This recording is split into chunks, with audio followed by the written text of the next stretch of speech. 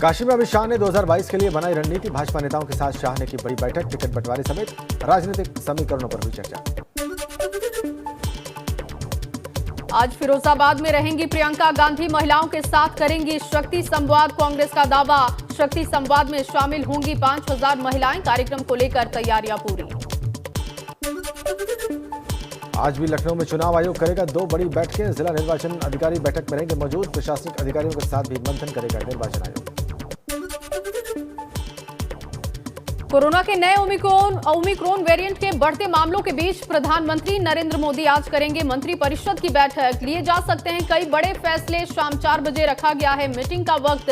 सभी मंत्रियों के बैठक में मौजूद रहने की संभावना।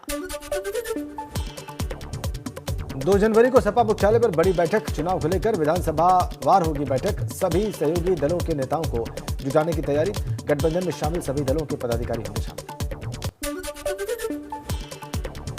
आज खटीमा दौरे पर जाएंगे मुख्यमंत्री पुष्कर सिंह धामी। खटीमा को देंगे कई सौगातें। जंगल सफारी की करेंगे शुरुआत। चकरपुर गांव में खेल स्टेडियम का भी करेंगे भूमि पूजन। आज हल्द्वानी भी जाएंगे मुख्यमंत्री पुष्कर सिंह धामी। हल्द्वानी में पीएम के कार्यक्रम की तैयारियों का लेंगे जायजा। मदन कौशिक भी उनके साथ रहेंगे मौजूद। आज दिल्ली में उत्तराखंड की कांग्रेस की बड़ी बैठक। कांग्रेस की स्क्रीनिंग कमेटी करेगी उम्मीदवारों के नाम पर चर्चा। उम्मीदवारों की पहली लिस्ट जल्द हो सकती है जारी। देवभूमि में कांग्रेस संगठन में बड़े बदलाव की तैयारी। आज शाम तक प्रदेश में जिला स्तर तक संगठन में बदलाव को लेकर जारी हो सकती है लिस्ट। कांग्रेस प्रदेश अध्यक्ष गणेश गोदियाल ने लिया फैसला। बरेली में आज सुभाषपा अध्यक्ष ओम प्रकाश राजभर की जनसभा। सपा के पूर्व सांसद धर्मेंद्र यादव भी होंगे मौजूद। बस्ती के महादेवा विधानसभा क्षेत्र में आज बसपा की जनसभा। बसपा के राष्ट्रीय महासचिव सतीश चंद्र मिश्रा करेंगे संबोधन।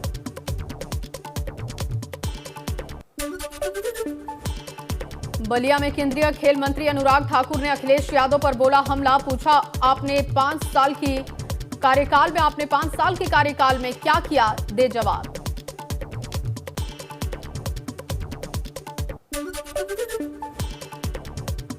यूपी में रात 10 बजे से लग सकता है नाइट कर्फ्यू। टीम 9 की बैठक में नाइट कर्फ्यू बढ़ाने पर हो सकती है चर्चा। 31 दिसंबर को नए साल के जश्न को लेकर यह हो सकता है फैसला। दिल्ली में ओमिक्रॉन के खतरे के बीच येलो अलर्ट जारी है। आज दिल्ली डिजास्टर मैनेजमेंट अथॉरिटी की अहम बैठक होने वाली है। दिल्ली एम्स के निदेशक भी बैठक में होंगे शामिल। आज बेसिक शिक्षा विभाग के स्कूलों के रसोइयों और अनुदेशकों से संवाद करेंगे मुख्यमंत्री योगी। रसोइयों और अनुदेशकों का मानदेय बढ़ाने की कर सकते हैं घोषणा। नए स्कूलों के लोकार्पण और शिलान्यास कार्यक्रम में भी हिस्सा लेंगे मुख्यमंत्री। सोनभद्र में हुआ किसान महासम्मेलन। पूर्वांचल विकास बोर्ड के उपाध्यक्ष दया शंकर मिश्रा ने की शिरकत। लखीमपुर खीरी कांड को बताया दुर्घटना। प्रदेश के किसानों को भाजपा के पक्ष में बताया। पूर्व कैबिनेट मंत्री कमाल अख्तर ने अमरोहा के हसनपुर में किसानों की खेती बचाने के लिए निकाली पदयात्रा। कहा 2022 में सपा की सरकार आने पर कराया जाएगा सड़कों का निर्माण। कांग्रेस ने फिर की केंद्रीय गृह राज्य मंत्री अजय मिश्र टेनी को बर्खास्त करने की मांग। कांग्रेस के प्रदेश अध्यक्ष अजय कुमार लल्लू ने कहा टेनी को छोड़ना होगा पद।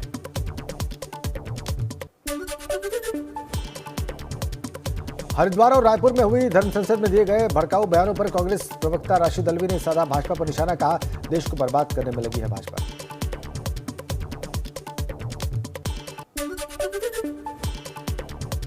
रुड़की पहुंचे दिल्ली सरकार के मंत्री इमरान हुसैन ने जनसंवाद कार्यक्रम में शिरकत की। जमकर बोला भाजपा और कांग्रेस पर हमला।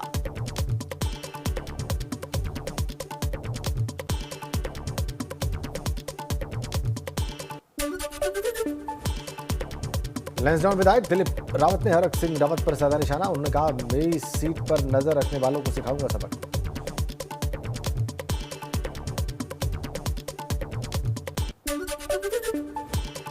अयोध्या के माझा बरहटा गांव पहुंचे आप सांसद संजय सिंह ने लगाई चौपाल। कहा, अयोध्या में महर्षि ट्रस्ट अधिकारियों और भाजपा नेताओं ने की जमीन की सबसे बड़ी जालसाजी।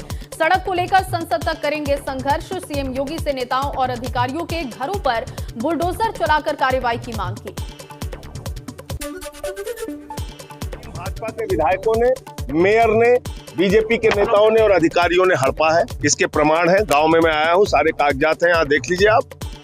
तो इन लोगों की जमीन हड़पने वालों पर बुलडोजर चलाया जाए और इनका पैसा सहित, मुआवजा सहित इनकी सबकी जमीन वापस की जाए।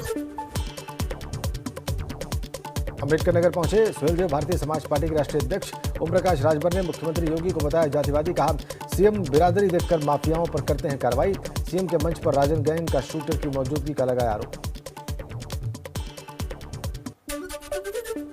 योगी जी के मंच पे राजन गुट का शूटर मंच पे था। माला पहनाया योगी जी को।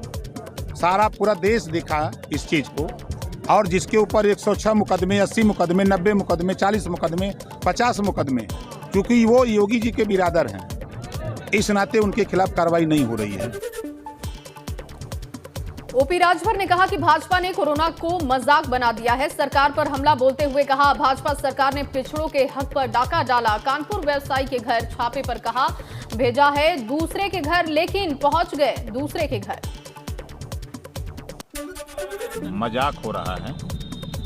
11 बजे से 5 बजे, 11 बजे रात से 5 बजे तक कोरोना डोलेगा और 5 बजे से सुबह से लेकर के 11 बजे रात तक कोरोना जो है नहीं रहेगा। हापुड़ की जनसभा में केंद्रीय मंत्री संजीव बालिया ने एबीपी गंगा से खास बातचीत के दौरान कहा कि रात में 2 बजे हो या फिर सुबह के 9 बजे हो, या जन विश्वास यात्रा को अपार जन समर्थन मिल रहा है और ऐसा लग रहा है जैसे 2017 का वक्त फिर से लौटा है। देखिए, रात के 2 बजे भी लोग मिल रहे हैं और सुबह 9 बजे भी मिल रहे हैं। इतनी ठंड में अगर रात को भी आ रहे हैं और सुबह भी आ रहे हैं तो इसका मतलब विश्वास तो है भारतीय जनता पार्टी में भी, मुख्यमंत्री में भी और प्रधानमंत्री में भी। जिस दिन से यात्रा चली है, जो रेस्पॉन्स है, 2017 की यात्रा में भी मैं था, तो कई बार तो ऐसा लगता है कि 2017 में ही खड़े हैं। उसी तरह का माहौल है, उसी तरह का लाड है, उसी तरह का प्यार है। तो लगता है रिजल्ट भी करीब करीब ऐसे रहेंगे जैसे 17 में थे।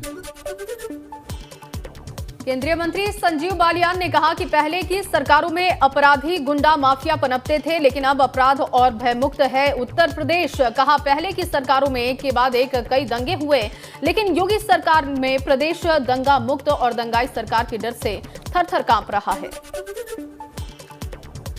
संजीव बालिया ने कहा कि योगी सरकार के राज्य में लगातार विकास हो रहा है और प्रदेश विकास के पथ पर है, इसलिए इस बार भी भारतीय जनता पार्टी की पूर्ण बहुमत की सरकार उत्तर प्रदेश में बनने जा रही है। केंद्रीय मंत्री संजीव बालियान सपा और रालोद गठबंधन पर तंज कसते हुए उन्होंने कहा कि दोनों का गठबंधन नहीं बल्कि ठग बंधन है। दोनों ठगने के लिए नए नए रास्ते खोज रहे हैं। कहा, जो कमजोर होता है वही गठबंधन करता है, जो मजबूत होता है वो अकेले ही चुनाव लड़ता है। कमजोर लोग गठबंधन करते हैं, मजबूत अकेले लड़ते हैं। तो भाजपा को गठबंधन की आवश्यकता नहीं है। वो कमजोर हैं सब लोग, उन्हें इकट्ठे हुए हैं। गठबंधन क्या, ठगबंधन कहो। अपने अपने एजेंडे हैं, एक दूसरे को थोड़े दिन पहले गाली दें, फिर साथ हो जाएं, तो अपने अपने एजेंडे हैं कि इस प्रदेश को कैसे लूटा जाए। सुल्तानपुर पहुंचे केंद्रीय गृह मंत्री अमित शाह ने कहा कि यूपी की जनता के सामने 2 विकल्प हैं, अगर सपा बसपा कांग्रेस आ जाए तब भी कुछ नहीं कर सकते।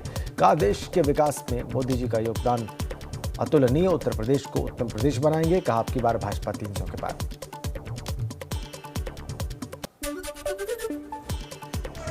कल्याण नहीं कर सकते। सालों तक सपा बसपा का बुआ बबुआ का राज रहा। मुझे बताओ भाई, विकास के काम हुए थे क्या? केंद्रीय गृह मंत्री अमित शाह ने जनसभा को संबोधित करते हुए कहा कि रैली में उमड़ी भीड़ इस बात का साफ संकेत है कि 2022 में एक बार फिर यूपी में भाजपा की सरकार बनने जा रही है।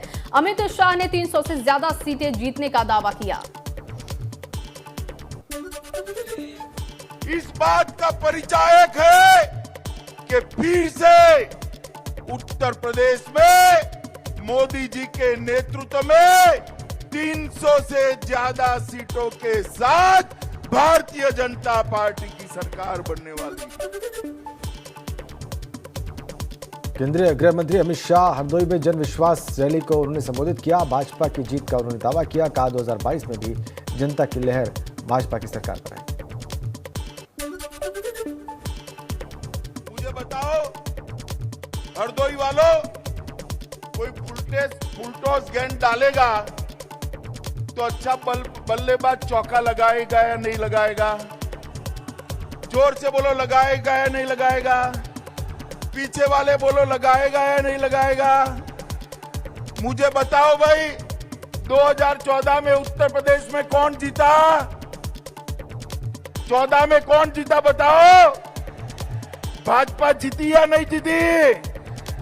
17 में कौन जीता? 19 में कौन जीता? और 22 में कौन जीतेगा? ये चौथी लगातार विजय सपा बसपा का सुपड़ा साफ करने वाली विजय होनी चाहिए। वहीं अखिलेश यादव को घेरते हुए गृह मंत्री अमित शाह ने कहा कि समाजवादी इत्र बनाने वालों के यहां से रेड पड़ी तो अखिलेश यादव को मचलन हुआ। 250 करोड़ नकदी मिली है, जिसका विरोध करने वाले अखिलेश से अब जवाब देते नहीं बन पा रहा।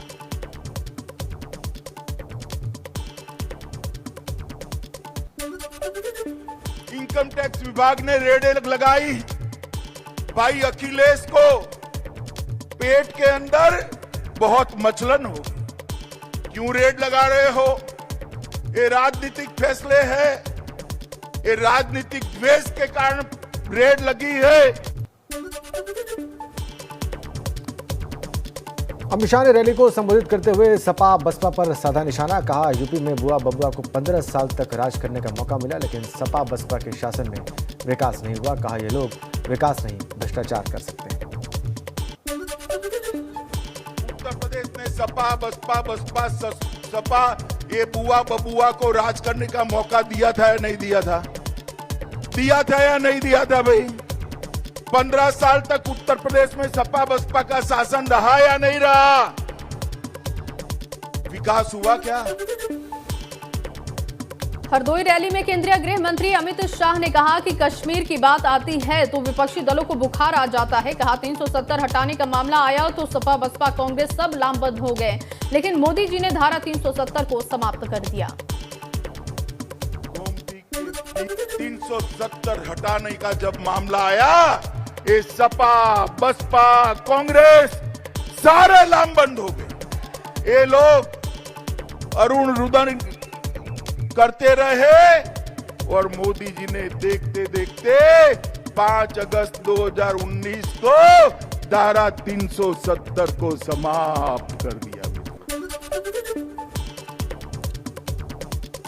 हरदोई जनसभा में अमित शाह ने सपा पर बरसते हुए कहा कि अयोध्या में श्री राम मंदिर बने, इसके लिए भाजपा ने वर्षों तक संघर्ष किया, लेकिन कार सेवकों पर गोली किसने चलाई सब जानते हैं। कहा मोदी जी ने राम मंदिर का निर्माण का काम भी पूरा किया। कार सेवकों पर डंडा किसने चलाया? डंडा चलाया, गोली चलाई और हमें सवाल पूछते थे, यही अखिलेश जी सवाल पूछते थे। टैबलेट के लिए लगी लाइनों में धक्का मुक्की के बाद हुई मारपीट। सीएम पुष्कर सिंह धामी ने महाविद्यालय में पढ़ने वाले सभी छात्रों को टैबलेट देने की घोषणा की थी। प्रदेश के सभी महाविद्यालय में टैबलेट के लिए छात्रों के आवेदन की लाइनें लगी थी। मंगलवार को मारपीट का वीडियो आया सामने।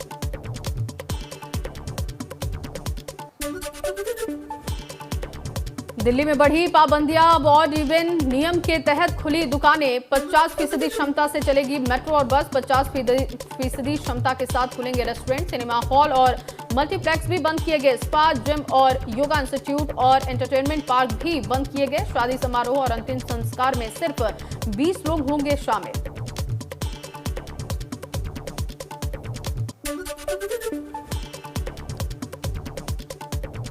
ओमिक्रॉन संकट के बीच 2 नई वैक्सीन, कोवैक्सीन और कोर्बेवैक्स को मिली देश में मंजूरी। एंटीवायरल दवा का इस्तेमाल भी हो सकता है, इसे भी मिली हरी झंडी। केंद्रीय स्वास्थ्य मंत्री मनसुख मंडाविया ने ट्वीट कर जानकारी दी। कोरोना के बढ़ते मामलों के बीच मेरठ में भाजपा नेता विनीत शारदा ने बाजारों में शुरू किया मास्क नहीं तो सामान नहीं का अभियान। व्यापारियों से गुजारिश, बिना मास्क लगाए ग्राहकों को ना दे सामान।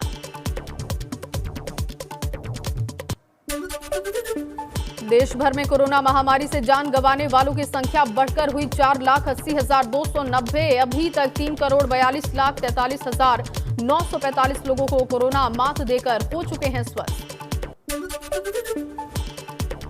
पौड़ी पहुंचे डीआईजी गढ़वाल के एस नाग्याल ने जिले के सभी थाना प्रभारियों के साथ मीटिंग की। कोविड के नए वेरिएंट ओमिक्रॉन को लेकर चौकसी बरतने के दिए निर्देश।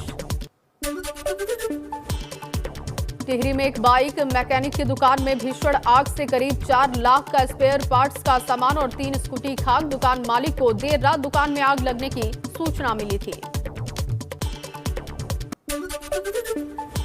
गाजियाबाद के थाना मोदीनगर क्षेत्र की रहने वाली 8वीं क्लास की नाबालिग छात्र से गैंग रेप। घर के पास रहने वाले लड़कों ने लड़की से किया सामूहिक दुष्कर्म। 5 माह की गर्भवती होने के बाद परिजनों को जानकारी मिली। फिरोजाबाद में अवैध हथियारों की फैक्ट्री का खुलासा। एक अभियुक्त को किया गया गिरफ्तार। मौके से 10 बने तमंचे और असलहे बनाने का सामान हुआ बरामद। 2022 चुनाव को लेकर सख्ती बरत रही है पुलिस।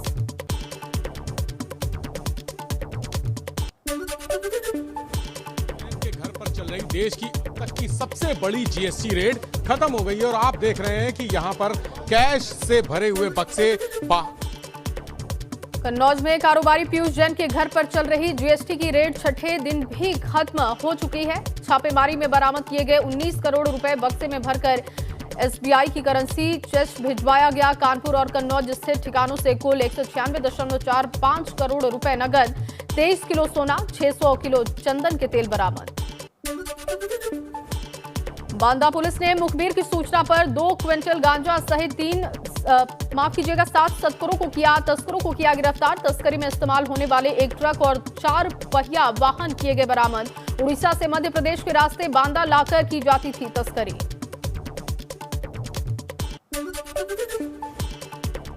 बेरोजगारों को रेलवे में नौकरी दिलवाने के नाम पर लाखों की ठगी करने वाला गैंग के मुख्य सरगना मेरठ से किया गया गिरफ्तार। फर्जी इंटरव्यू करवा रेलवे में नौकरी का देता था झांसा।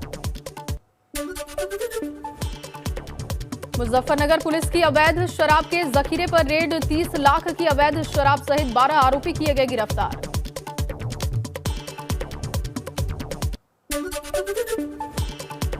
अलीगढ़ में कारोबारी संदीप गुप्ता की हत्या के मामले में पुलिस ने अज्ञात आरोपियों के खिलाफ दर्ज किया मामला। घटना में इस्तेमाल गाड़ी भी बरामद। बड़े व्यापारी संदीप गुप्ता की हत्या को लेकर एटा में आक्रोशित लोग सड़कों पर उतरे। एटा फर्रुखाबाद मार्ग पर लगाया जाम। पुलिस प्रशासन मुर्दाबाद और हत्यारों को फांसी देने के लगाए गए नारे।